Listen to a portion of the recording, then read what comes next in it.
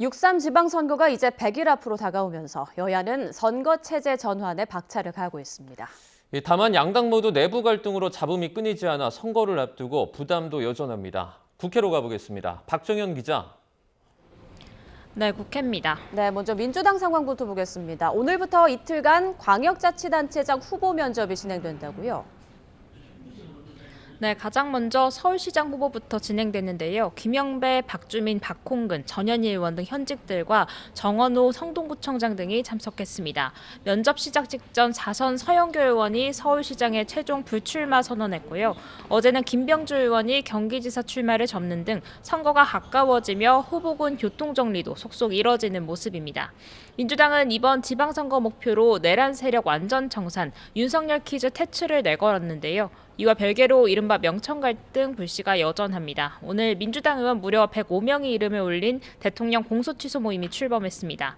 검찰이 이재명 대통령을 조작 기소했으니 정치 개입을 하지 못하도록 검찰을 개혁해야 한다는 주장인데요.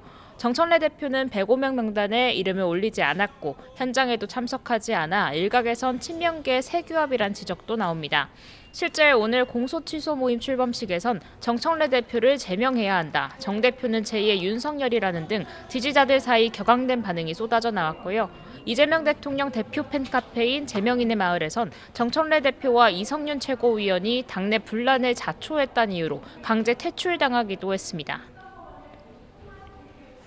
네, 국민의힘은 장동혁 대표의 윤석열 전 대통령 절연 거부 파장이 계속되고 있죠.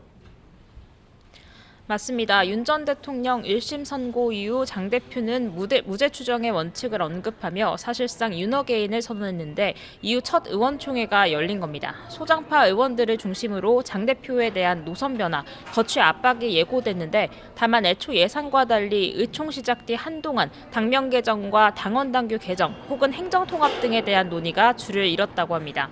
그래서 지도부가 의도적으로 절연 의제를 피한다, 입틀막 의총이란 비판도 나왔는데요.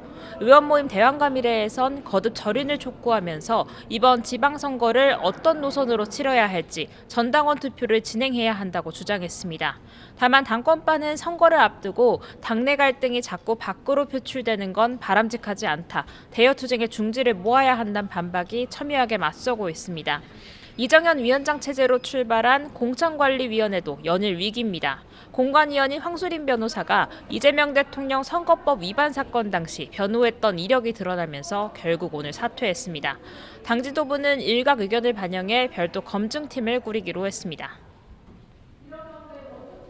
네, 이런 가운데 민주당 정청래 대표가 국민의힘 장동혁 대표의 회담을 제안했다고요? 네, 정청래 대표가 오늘 민주당 아침 최고위에서 행정통합특별법 관련 회담을 하자고 공개 요구했습니다. 앞서 대구 경북이나 전남 광주특별법은 여야가 합의했으나 대전 충남 통합 문제엔 국민의힘은 소속 지자체장들을 중심으로 반대 의견이 강합니다.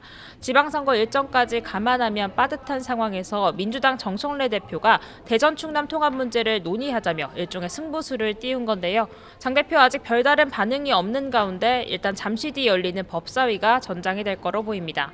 오늘 법사위엔 행정통합특별법과 3차 상법 개정안, 윤석열 사면금지법 등이 상정돼 심의되는데요.